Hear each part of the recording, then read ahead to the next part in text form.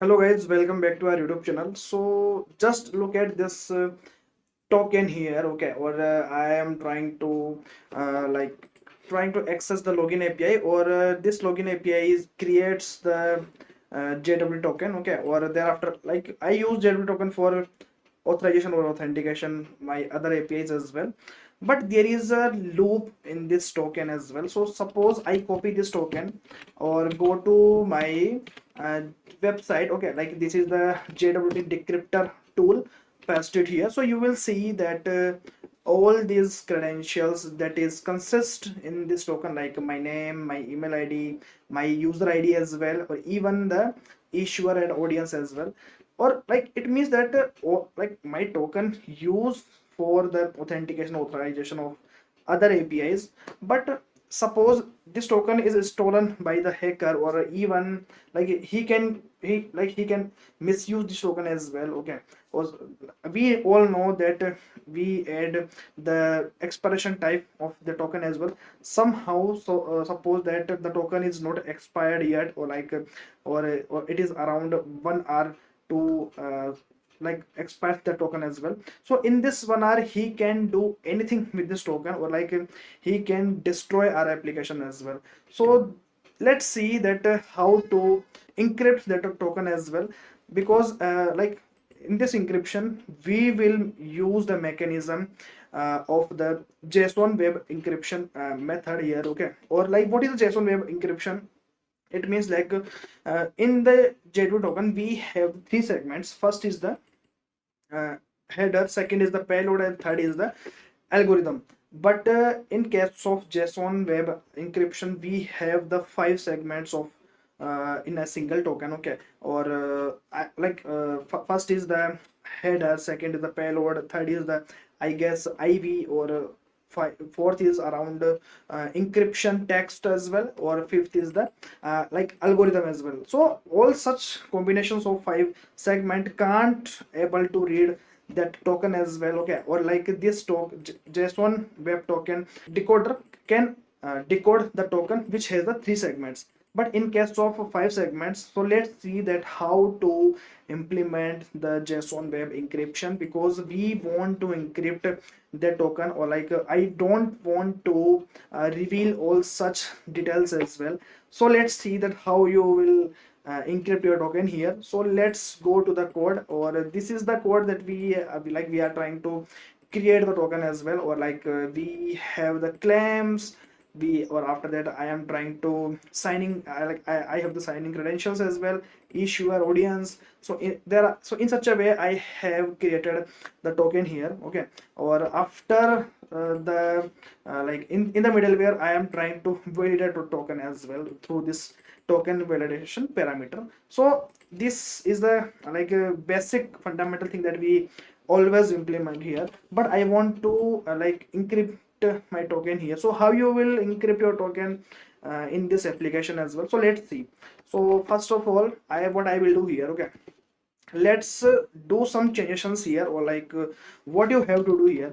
So this is the key that I want to get the bytes as well. So basically you have to do, right, convert dot from hex string. So first I will try to get all the bytes of the token.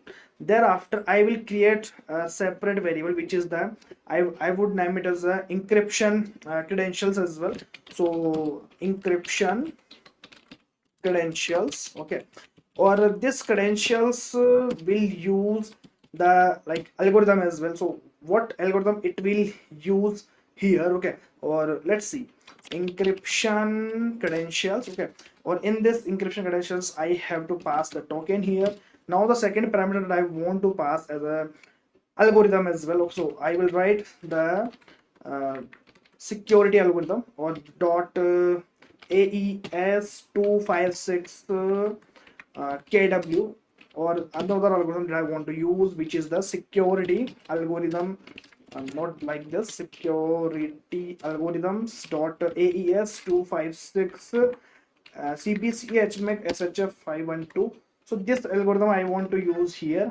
Copy this thing, or paste it here. So thereafter in the security token descriptor, I will add and another description of this token, which is the encryption credentials, or thereafter I will assign that value, or so we have created the token, or with the encryption as well. Thereafter what you have to do here, you have to do some changes in the program.cs as well.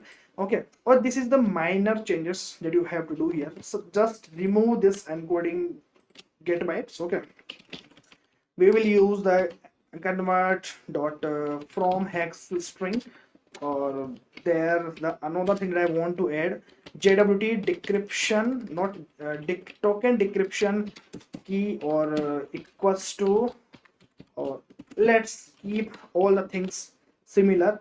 Okay, so in this way we can use the things as well, or I have completed all such things.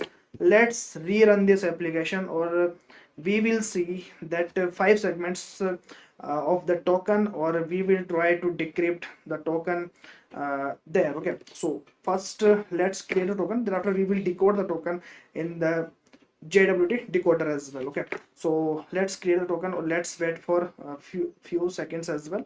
We have created a token, copy this token or paste it here.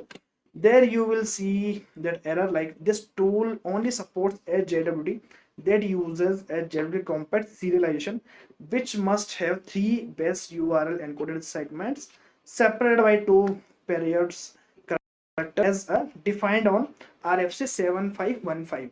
It means that this token has the five segments as well. Okay, or I have explained you that five segments of the token as well. Or if you want to validate the another APIs as well, so just go there or remove this token or paste it that token as well, or thereafter I will send the request, so we can validate the token as well, or we have encrypted your JWT token like this. Okay, so this is the way like we can encrypt the token as well.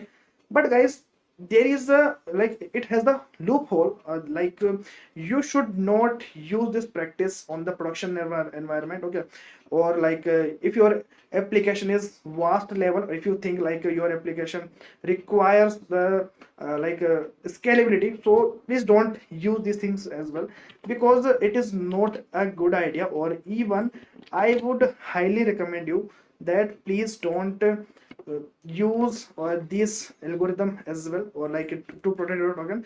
So if you want to pass all such things as well, these claims as well, so there is one important thing that I want to, I will tell you, that please keep your secret credentials, secret things in the database level. Okay, or thereafter you have to add the session ID. On the basis of session ID you can access all such private values as well, like your ATM card values or anything that you want to access in the DB as well. Okay, so please keep all the things in the DB level, or try to manipulate, or even try to do anything at the DB level as well. Okay, so please don't share your all such things as well. But if you see that your application is a very small application, or or even you can, but it has a one problem, it has JWT token is the faster, but in case of this JWE it is slower, because of it has the vast payload size, as you can see here. Okay, in the JWT we have only two line of JWT token, but in case of JWE we have around 7 line of JWE token as well. Okay, so this is how this approach is very good, but can't we we cannot use this thing in the production level as well. But if you think that your applications small level application, or if you think there is a user traffic, so you can implement that thing. Okay, so I hope you love this video, you love this content as well, or you will love this knowledge regarding the JWT token as well. So I just want to request that please subscribe to our YouTube channel and share this video to your friends, your colleagues, whatever as well, and hit the like button. So till then, take care guys, bye bye, have a good day.